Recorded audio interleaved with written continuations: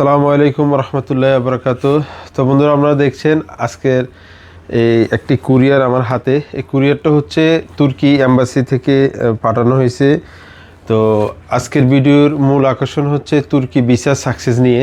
তো এর আগে দেখেছেন আমরা তুর্কি ভিসা কিভাবে জমা দিতে হয়, কোথায় জমা দিতে হয়, বিএসএফ গ্লোবাল, আমরা সব কিছুই আগে পিছুইটে বলেছি। তো এখন আমাদের আজকে কুরিয়ারটা আসছে, আপনাদের মাঝে আমরা শেয়ার করব যে পাসপোর্টটা এখনও ওপেন করা হয়নি, পুরো সিল প্যাক আছে। তো আমরা এখন আপনাদের সামনে ওপেন করব এবং দেখাবো তুর্কি এম্বাসি থেকে কিভাবে সাকসেস ভিডিওটা আমরা সাকসেস হয়ে পাসপোর্টটা হাতে পেয়েছি। তো আপনারা দেখুন, আমরা এখন আপনাদের সামনে ওপেন করব। এই হচ্ছে কুরিয়ারটা ওপেন করলাম। এই হচ্ছে ভিতরে পাসপোর্ট, এই হচ্ছে পাসপোর্ট, এই হচ্ছে কুরিয়ার তুর্কি এম্বাসি থেকে পাঠানো হয়েছে আরএমএক্সের মাধ্যমে।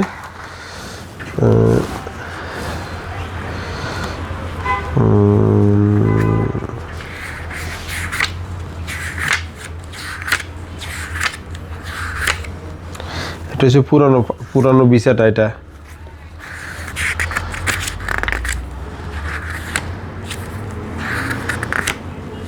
এই হচ্ছে নতুনটা,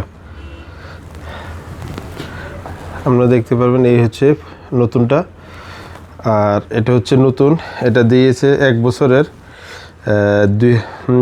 1/12/2024, মানে ডিসেম্বরের 1 তারিখ থেকে ডিসেম্বরের 25 পর্যন্ত পুরো 1 বছরের ভিসাটা দিয়েছে।